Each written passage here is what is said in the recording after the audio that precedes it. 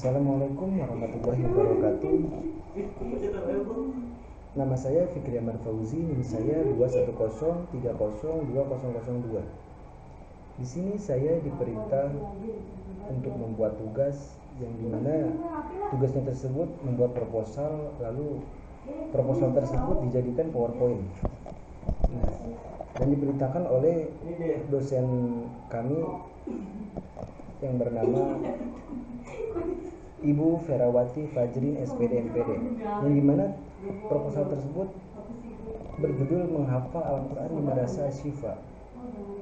Mungkin di slide pertama ada judulnya itu menghafal Al-Quran di Madrasah Syifa.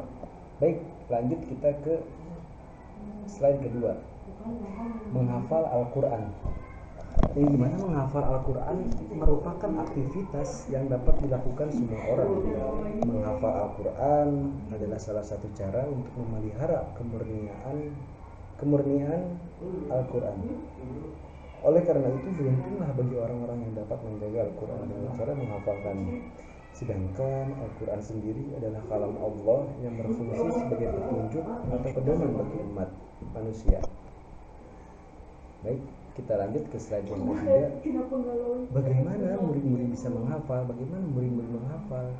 Nah, baik di bagian ini, cara murid untuk menghafal itu disediakan Al-Quran agar mudah dihafal, lalu diarahkan oleh gurunya, biasanya seayat yang diarahkannya, agar murid tersebut tidak tertekan juga dan tidak terbebani dengan hafalan supaya mudah terhafalnya. Di madrasah ini tuh, jadi murid-murid itu dituntut untuk menghafal ayat per ayat agar ketika menghafal bisa mudah, tidak sulit, bisa dicicil-cicil seperti itu agar mudah untuk menghafalnya juga. Baik, kita lanjut ke slide keempat, proses mempertahankan hafalan. Nah, di proses ini kita untuk mempertahankan hafalan dengan cara itu namanya sorogan dalam bahasa Sundanya. Bisa diartikan dengan cara ketika setiap pertemuan dibaca terlebih dahulu agar teringat dan terbayang hafalannya, supaya tidak lupa hafalannya. Cukup mempengaruhi, bukan? Jadi kita setiap pertemuan itu kita dihafal, bukan hanya sekedar dihafal, kita itu dibaca terlebih dahulu setiap pertemuan agar terbayang-bayang ayatnya yang kita hafal, hafalannya kita, gitu, seperti itu dalam mempertahankan hafalannya. Nah, lanjut ke slide berikutnya, slide 5. Apakah tidak diamalkan hafalan mereka? Oh, jelas. Masa iya tidak diamalkan? Jadi di dalam mengamalkannya, di madrasah ini punya prinsip agar ketika murid-murid sudah hafal Al-Quran, tidak hanya sudah dihafal, tidak hanya sudah dihafal sudah dibiarkan begitu saja, tidak, melainkan harus mengamalkan. Murid-murid ini ketika sudah dihafal mengajari murid-murid yang lain, atau dipakai untuk metode dakwah dan yang lainnya agar tidak terbengkalai hafalannya. Oke, contoh ketika kita mengajari murid yang lain yang ketika belum menghafal, jadi kita kasih cara untuk menghafalnya, kita cara untuk mengasih tahu bagaimana cara untuk hafal. Nah, ada yang namanya metode untuk dakwah. Jadi kita ketika dakwah memakai surat Al-Quran ini, misalkan yang kita hafal, misalkan dalam surat ini menerangkan tentang kemanusiaan, tentang keimanan. Jadi dalam surat ini kita menyebutkan ayatnya, jadi hafalan itu tidak terbengkalai, gitu, seperti itu dalam menghafal. Ya, baik, kita ke slide ke-6. Nah, slide ke-6 itu ada yang namanya rumusan masalah. Baik, yang pertama adalah berapa lama sih murid di madrasah tersebut dalam menghafal Al-Quran? Bagaimana jika murid yang susah dalam menghafal Al-Quran cepat hafalnya? Dan bagaimana caranya agar menarik minat menghafal anak agar menghafal Al-Quran? Seperti itu. Baik, kita jawab satu persatu. Berapa lama murid di madrasah tersebut dalam menghafal Al-Quran? Nah, di sini saya ada di slide ke-12, ada diacak sedikit. Berapa lama menghafal Al-Quran? Metode menghafal 5 resmi yaitu dengan cara membaca berkali-kali. Yang tadi disebutkan juga mungkin dalam menghafal Al-Quran bisa memakan waktu 1 sampai 2 tahun untuk menghafal Al-Quran yang cepat otaknya. Ketika menghafal tergantung orangnya juga bagaimana cara menanggapi dan meresapi hafalan tersebut. Bahkan ada pula yang cepat tanggap dalam menghafal dalam jangka waktu 6 bulan sudah bisa menghafal Al-Quran sampai 30 juz. Mungkin itu dengan cara ketekunannya sendiri juga dalam menghafal Al-Quran dengan cara melakukan hal positif agar hafalannya itu cepat gitu kan, tidak terbengkalai seperti itu, agar cepat kita juga untuk menghafalkannya. Nah, di dalam yang kedua, bagaimana jika murid yang susah dalam menghafal Al-Quran agar cepat menghafalnya?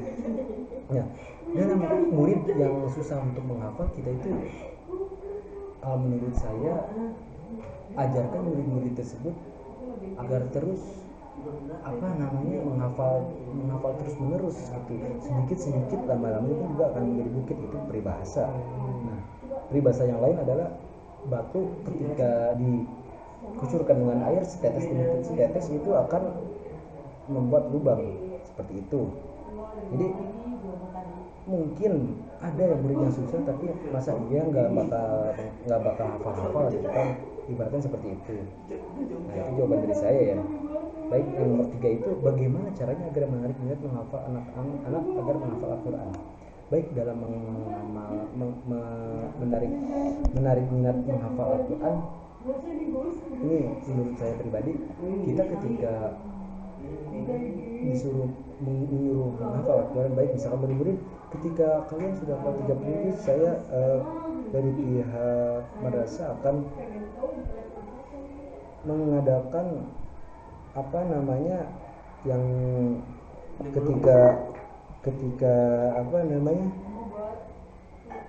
sudah hafal akan ada yang namanya wisudaan. Ketika ini sudah hafal Al-Quran ada kebanggaan tersendiri seperti itu.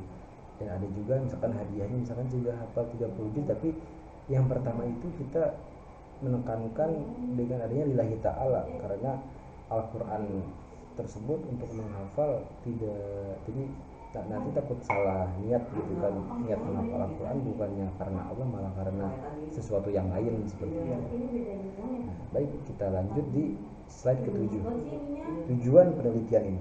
Nah, tujuan penelitian ini saya buat bertujuan agar menjadikan anak-anak sejak dini menghafal Al-Quran, mengurangi pada kegiatan yang kurang bermanfaat, yang lebih pentingnya lagi untuk menjadikan hafalan tersebut agar bisa sampai dibawa ke akhirat kelak untuk menolong dirinya dan keluarganya. Tidak ada yang rugi untuk menghafal Al-Quran melainkan mendapatkan pahala dari Allah Subhanahu wa taala. Jadi untuk menghafal Al-Quran tersebut ini tidak ada ruginya gitu kan. Misalkan kita udah menghafal Al-Quran terus ada yang bilang gitu kan, menghafal Al-Quran itu buat apa sih, rugi dong, kalau ada hasil Al-Quran itu tidak. Mungkin tidak ada hasilnya itu di dunia, namun melainkan dengan di akhirat itu beda. Nah, seperti itu akan menolong kita secara akhirat. Baik, sekarang selanjutnya ke manfaat menghafal Al-Quran. Manfaat spiritualnya itu menghafal kitab Al-Quran yang penuh dengan keberkahan. Jadi agar mendapatkan berkah gitu kan dalam spiritual. Dalam manfaat etika itu ada yang namanya akhlak. Menghafalkan Al-Quran bisa menciptakan generasi yang penuh etika. Sebagai gambaran, seorang penghafal Al-Quran harus menyetorkan hafalannya kepada gurunya. Ketika berhadapan dengan gurunya, mereka harus beretika. Seorang murid harus menunjukkan etika dan kesopanannya. Jika terus menerus dilakukan, maka dipastikan anak tersebut bisa mempunyai etika dan akhlak yang baik. Ya, jadi menghafal Al-Quran ini juga untuk kita menjadikan kebaikan. Etika kita menjadi bagus, itu sudah bakal menerapkan seperti itu gitu kan dalam menghafal Al-Quran. Lanjut ke slide ke-9, kelebihan menghafal. Kelebihan menghafal itu kita untuk menumbuhkan minat baca peserta didik dan lebih giat dalam mengajar. Pengetahuan yang diperoleh peserta didik akan tidak mudah hilang karena sudah dihafalnya. Peserta didik berkesempatan untuk memupuk perkembangan dan keberanian tanggung jawab serta mandiri dalam kelebihan menghafal di sini. Nah, di sini kekurangan menghafalnya, menghafal yang sukar agar mempengaruhi ketenangan mental. Jadi ketika sudah menghafal nih, jadi tidak hafal-hafal udah jadi kayak frustasi gitu kan, lebih ke frustasi seperti itu. Dan yang kedua itu adalah kurang tepat atau membutuhkan perhatian yang lebih diberikan kepada peserta didik yang punya latar belakang yang berbeda-beda. Jadi ada yang berbeda juga, misalkan harus disupport oleh keluarganya seperti itu. Yang terakhir itu ada namanya teknik pengumpulan data. Yang saya kumpulkan dalam data ini, yang pertama itu ada teknik wawancara, yang dimana dalam baik saya lanjutkan terakhir ini, teknik pengumpulan data, yang dimana teknik ini saya melalui dua cara. Yang pertama itu ada wawancara, ada sesi dokumentasi. Nah, yang dimana yang wawancara itu kita interview.